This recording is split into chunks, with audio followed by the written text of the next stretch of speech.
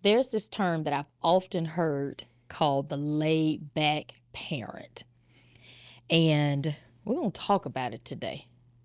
On this episode of Monica Mentors with your host, author Monica Martin Fletcher, and her guests, we're going to talk about this crazy trend called being friends with your kids. So in this episode, guys, we are going to talk about, again, the laid back parent. We're going to uncover the art of developing a relaxed relationship with your children, if that's possible. What does this approach mean, and how is it possible to achieve despite coming from a generation like myself? Old folks told you to stay out of grown folks' business. It was yes, ma'am, no, sir, yes, ma'am.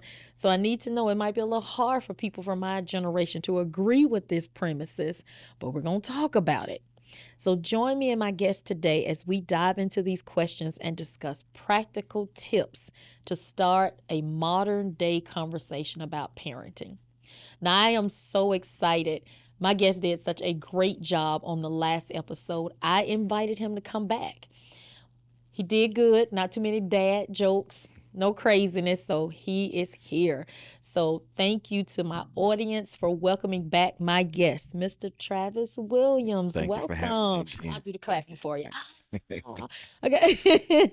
So for those who did not get an opportunity to see you on the previous show. Shame on them. Yeah, that part, yes. Tell us a little bit about yourself. Okay, so my name is Travis Williams. A resident here in Georgia. ATL. Been here for a long, seen all the changes. A husband, father, mentor the kids, real estate agent, some of everything. I have a lot of hats in the back seat that I put on as I'm going down the road. You know, I call that expertise. You're expert at what you do. There we go. Tell me a little bit about the kids that you mentor. So I'm a part of a group that you might have heard of, is the 100 Black Men of America, which we have our chapter in DeKalb, which is 100 Black Men in DeKalb County. Nice. And so what we do is we have a leadership academy where we help mentor kids, and our motto there is what they see is what they'll be. So we set a great example for these children as Black men to show them, young men and women, young boys and girls, of what an example of excellence is.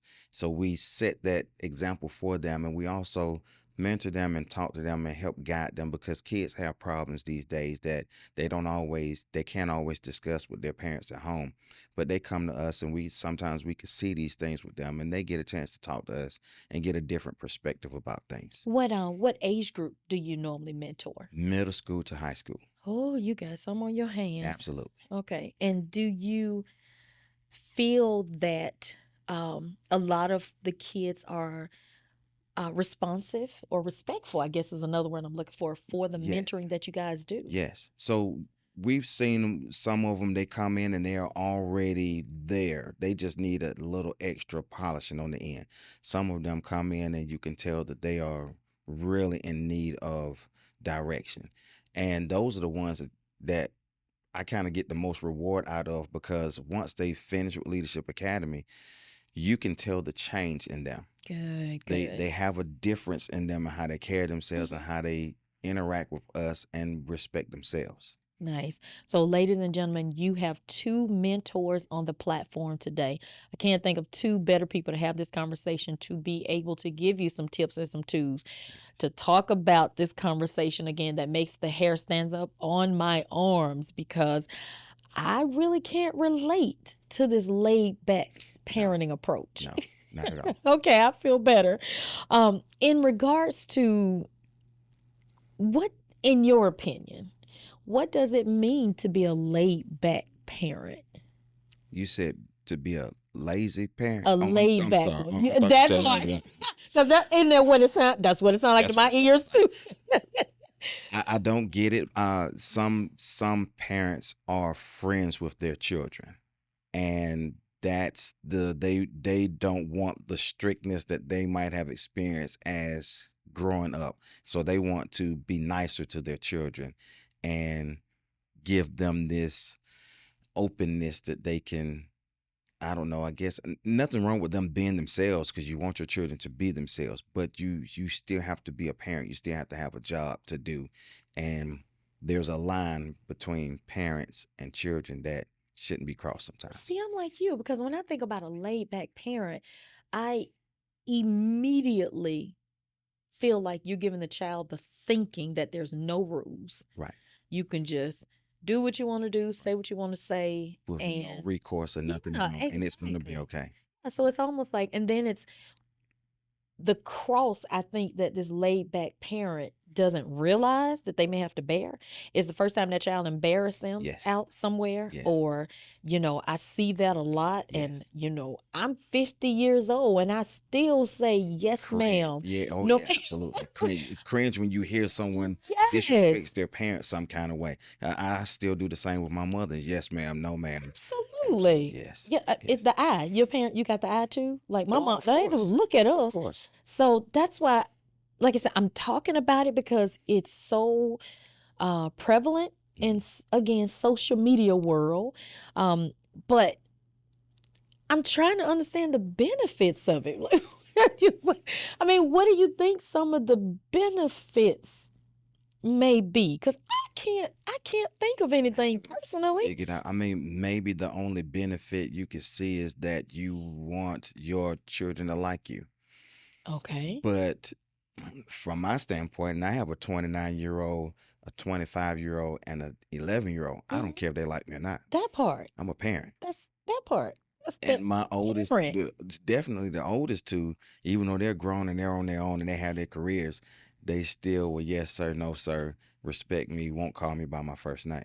So this thought just popped in my head. So what do you think about the parent that says, well, in being this quote unquote open parent, my children will talk to me about anything? My children talk to me about anything now. Yeah. And I brought them up still a way of being a parent, but also I'm giving you a platform to talk to me if you need to. I'll always be that listening ear. I'll always be that comfort for you. I'll always be there, whether you're right or wrong. I'm there for you to come to me, but I'm still your parent. So then do you think the laid back parenting is from the parent who may not be sure that they were ready to be a parent? Nowadays, and this is no disrespect to anybody, but when we were growing up, I think grandmama was okay with being grandmama. Mhm. We had big mamas. Mhm. But in our generation of grandmamas, because there's so many, who are having kids now. I mean, kids having kids young that's not new. It's My not new. mother had me Right. when she was young. Sure. So it just seems like, do you think they're just not ready to grow up? I hope that doesn't sound crass, but There's a lot of components that go into that. So yes, you might have a child having a child, but if the one that's having the child, if the mother doesn't still instill to them, here's the discipline that goes on, because it gets passed on generationally. right. And so if they aren't teaching their children to still respect them, when they have children, those children won't respect them in that way. Okay, I didn't think about it that way. And I wonder if the laid back parents think about it that way, because if you do what I do, and so why should I follow what you say? If we're Right. doing the same thing, Sure. even kill, then I mean, I don't see how they can necessarily even be considered a parent. That's my friend. And that's the bad part about it is, again, the parent should set the boundaries. You're the I guess the lack of words, which doesn't happen, because if you're a kid having a kid, then you're not the adult. But the Right. adult is supposed to set the boundaries. You're supposed to say, hey, there's a line that you've crossed. And all kids have done it. My kids did it when they were young. They crossed the line and you say, I'm the parent. Right. That was too far. Bring it back. Right. Don't let it happen again. And they know what line not to cross. Right. Right. So they can still come to you and talk to you about everything else, what happened in their day. They feel so sad about this. They want to pour out their emotions, but they can't we're not going to go and hang out together. And I'm going to let you do the things that adults would do, even if you are close to being an adult, but you're still not going to be able to get away with those things. Okay, so what do you think about the concept of the laid back parent in regards, they don't have to call me mom and daddy. They can call me by my first name. I know you and I, when I pre-talk, we briefly tapped on that conversation because, again, my mama is still my mama. I know she has a first name. She does to me as mama. And same thing with my daddy. He has a first name, to me as daddy. So what do you what's your take on that? It's disrespectful. To me, I think so too. And if you don't tell your children not to call you by your first name, then you're allowing the disrespect. So that's a facilitation of that disrespect. And they in turn will go in the world and won't treat the adults that they come across. They won't treat them with respect because they don't have to do it to their parents. They don't have to do it to their parents. So they'll come to you and then they call their mother and their dad by their first name. They come to you. So even respectfully, they will call you Miss Monica. That's how you get around calling someone by their first name. But if they come to you and say, Monica, and you're looking at a 15-year-old, you go, who you just called? You mean one of your friends? Because you're not talking to me. And then as for your sake, or, any other adult, if you're not correcting that child, which you should be, but if you're not correcting that child and showing them that that's not the proper way of doing that, then you're also being a part of the system that's failing them.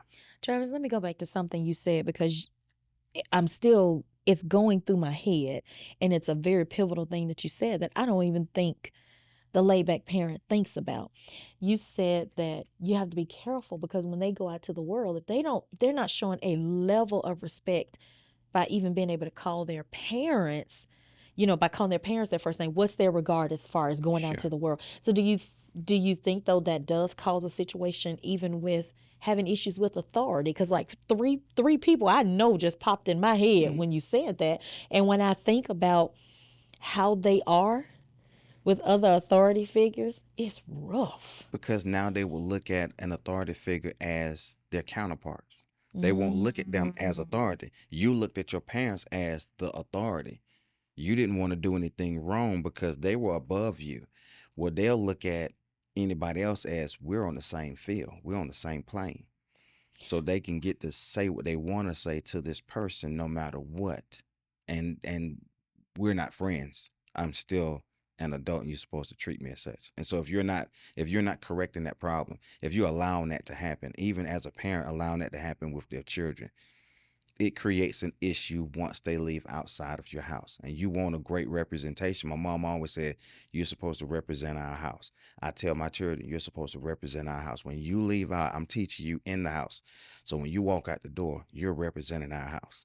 And if you're allowing these things to happen, when they walk out of that door, that's going to be a reflection on how the house happens. So in this modern day time, do you think that perhaps they feel like they look at age different than what we did growing up? Let me tell you why I'm thinking that. Because what do you say to those who say, well, my grandmother, she said she's too young to be called a grandmama. So, they have 9,000 names for grandmother. Right. Now, glam mama, nanas, it's all kind of different names. Right. So do you think that narrative kind of supports the laid back parent feeling like, well, it's a different age, it's a different time, we're younger, and y'all didn't have social media, y'all didn't have all the things that we have?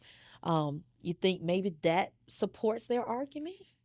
No, because respect is still respect. I agree. It's still respect. Yeah. So grandma might not want to be called grandma because she says, I'm too young for that. I look at that as a old person's label. But as long as that child isn't calling you by your first name and disrespecting you and understanding that I still have to, grandma might want me to call her this word here, but I still respect her as grandma.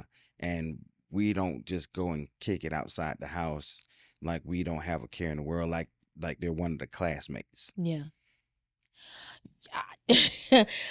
I mean, again, I 1000% agree. I mean, we took a trip and I wanted my mom to go and my aunt because I was turning 50 and it was a girls trip, and they agreed to go, but a lot of stuff that we did, they did not do. it didn't matter that I was 50 years old. Sure. You know, there was that line of respect for my mom and my aunt Absolutely.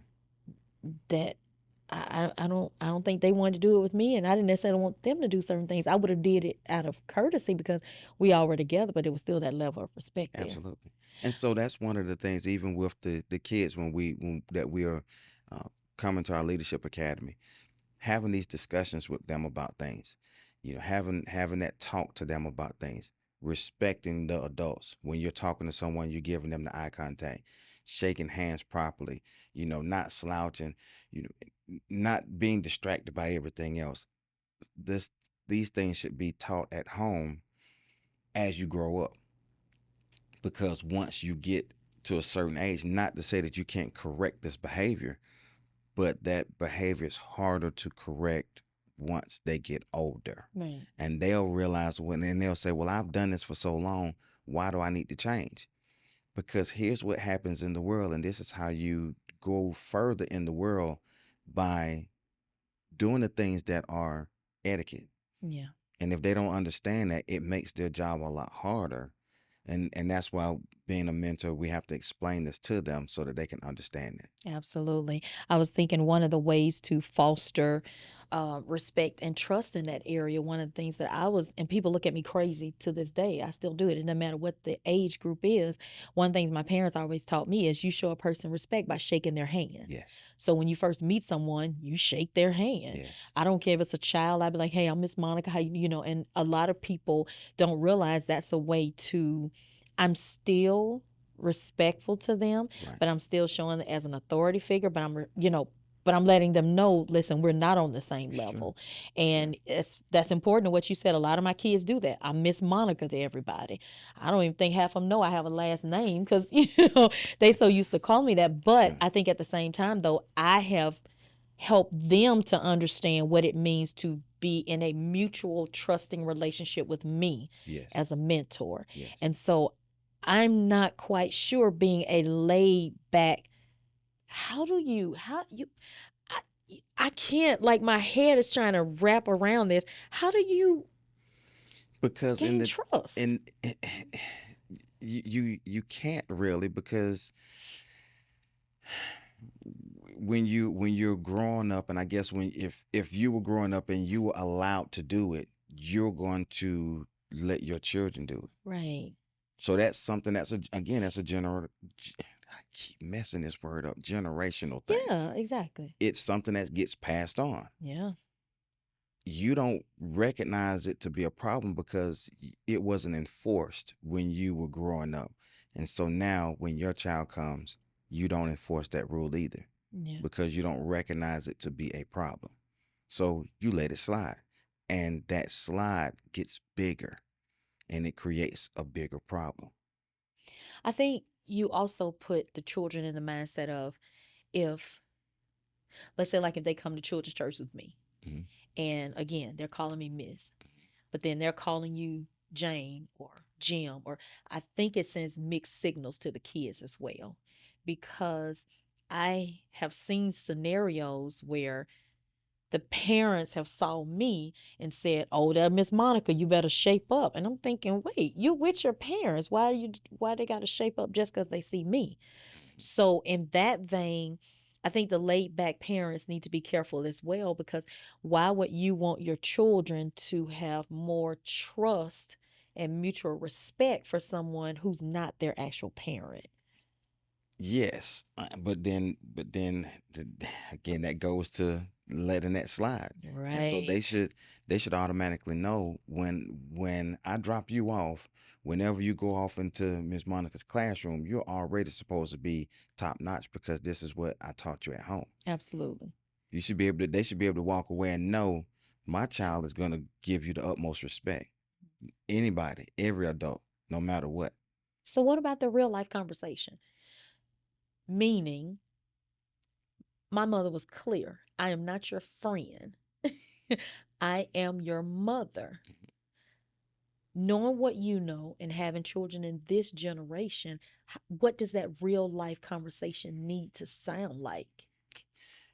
That's one that you have to try to nip that in the bud earlier than not. So even as it takes a community to raise a child. Right. And so if I see a young person that has a child and they aren't teaching them the right way, it's my responsibility to talk to both of them. You talk to the parent, young teenage parent, hey, here's something that you should do to help raise a child a certain way so that when they get your age and further, they already have these things instilled in them. It might look cute now, but that cute now becomes a problem later on. Yeah. You let this cuteness, or you want to slide and say, oh, well, it's cute. Oh, I like this. It becomes a problem later on because they don't think that they have to change. But that's a part of the world that we're in. It has to change. It does. And, you know, I can remember I had laid back aunts, I had laid back uncles, but even when I was around them, I still never did or said anything that they allowed me to do Right. in front of my parents. And I think that's another reason I'm having a hard time with the laid back Yes. term. Because it's just certain things, like you said, you just did not do. My mother-in-law spoils the mess out of her grandchildren. Mm-hmm. Spoils them, no, not one. Mm-hmm. But they still respect her. Mm. She will give them the whole world and everything. She'll put herself out just for them, but they will still respect her because that's something that's been instilled in them, to respect the people that are older than you.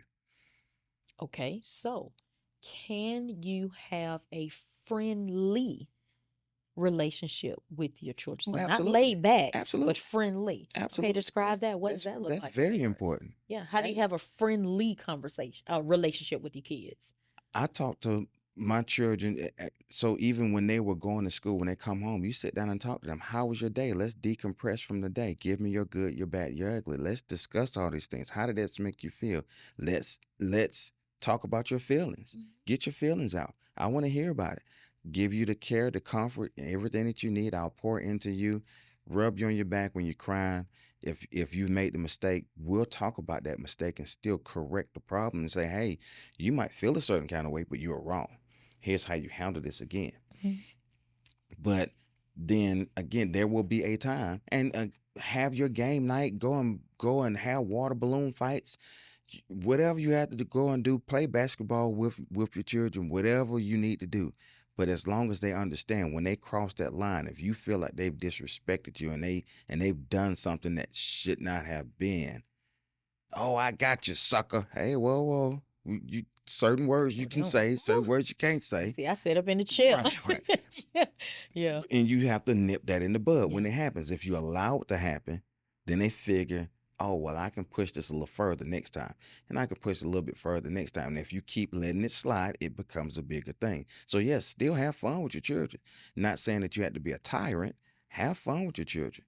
But when they step across that line, you let them know right then and there, that's too far. Yeah. Bring it back.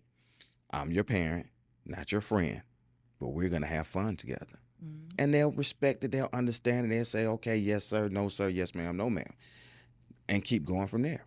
I think you have to be consistent too. Yes. I remember real life story, but I'll leave names out. There was an incident that I had with some of my kids, and they had like game day, and they were in this game truck. I had already went in the truck and told them they had 5 more minutes. Mm-hmm. And so, of course, I got distracted. So I went back 10 minutes later. Mm-hmm. And so I went back and I was like, okay, why are y'all still in this truck? Mm-hmm. So the gentleman who was running, look at you, you being so motherly. He was older than me. And I was like, no, it's not about being motherly. There are other children that are waiting. And because they're still sitting here based on your instruction, there are children that are not going to get enough time. Right. And then when I said that, he was like, oh, I didn't think about it that way. Right.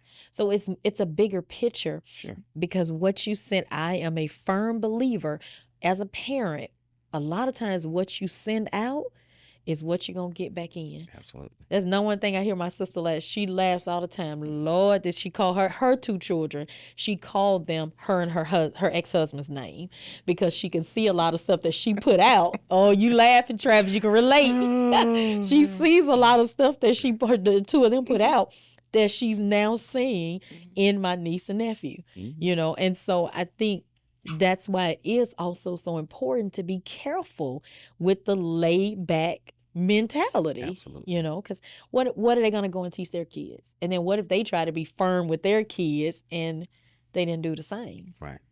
It's food for thought.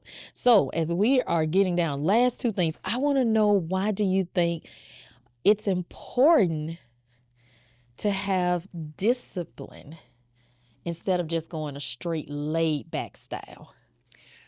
The world is full of discipline. Oh, yeah, it is. So why not start with discipline in the house? Because eventually they're going to leave the nest and the real world will hit them. And if they don't have discipline, then they will run amok and crash and burn. So you do have to have that discipline and explain something. So let your no mean no. If you tell them they can't have cookies, if they have to be out their phone at a certain time, if they can't go out with their friends, they can't do these things, let that no be a no. You might sometimes blur that line and say, okay, you know what? I know I said no, but you've been good and you've done this thing and you've done some great things. So I'm not going to use all the bad that you've done. You've also done some good. Go ahead. But you still have to let your no be no. I have a thing with, I don't like answering the same question more than once. And that's me too. that even goes with adults. If you ask me a question, I answer the question. That's my answer. It's not going to change the more you ask. Yeah. And as a kid, my child asks that question more than once. Sometimes, we laugh and joke about something, kind of. But if I'm serious about something and you ask me this question more than once, now you're going to really irritate me and it's going to be a problem. So what's one thing that you would give a laid back parent who's trying to now become quote unquote a not strict parent, but who's trying to use a different style, especially as kids get into those 16s, 17s? What piece of advice would you give them to try to come out of that cycle? You said the word is consistency. Yeah. So it's not going to happen overnight. You're going to have to reinforce it, and you're going to have to stand on your business and mean what you say, no matter how hard it is, no matter how much pushback they're going to give. That's how you correct something. That's how you correct an issue or problem. It's staying with it and don't back down, because eventually, and also showing them the reason why. So you have to explain to them and say, hey, I'll let you get away with this for a while, but here's why I want you to be better, because I have something better for you later on. And you need this structure. You need to be able to have this conversation. You need to be able to talk to people a certain way. You need to be able to approach people a certain way in order to move further. And the road that you're on right now, I'm sorry, I made a mistake. I should have. I didn't. Own up to your mistake if you made it. I should have. But now we're going to fix this thing. Yes, whether you like it or not. I got a saying I tell mine is, there's two ways of getting this done. It's the easy way and the hard way. That part. But either way, it's going to go my way. Yeah, same here. Same here.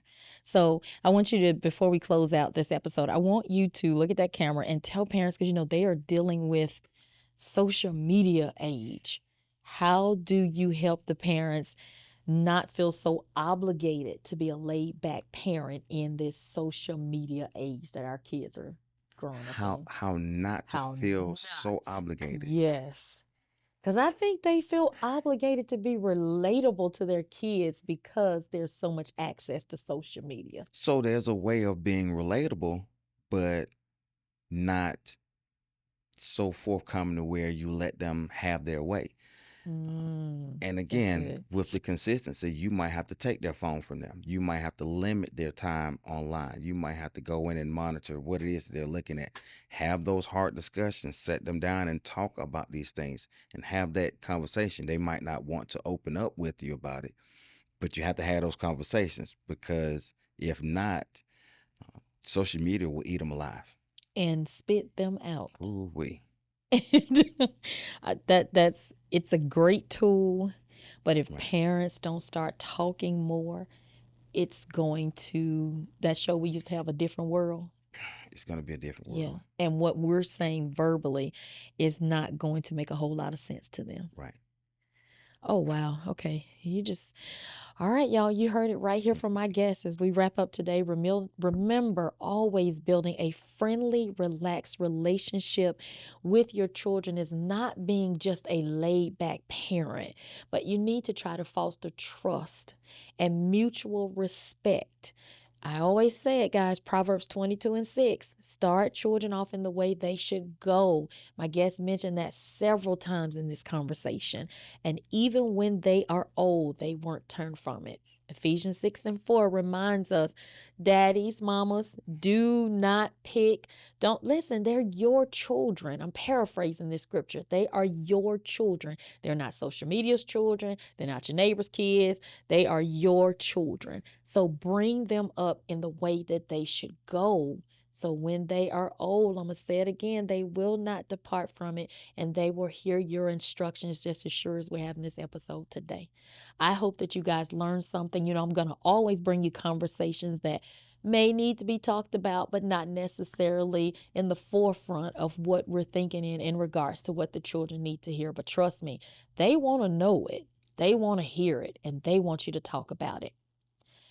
Join us for our next episode as we just keep going. We got some good episodes coming up this month, y'all. We are celebrating Black History Month. Listen, you're Black every day. You still, regardless of what's going on, you still celebrate who you are. We're going to talk about it on our next episode. I want you to be involved in this political process. Don't get so in tuned to what's going on television, but I do want you to take the time to learn, and I'm going to mentor you on how to do it on our episode. Thank you so much for joining us today, guys. Have a wonderful, blessed month.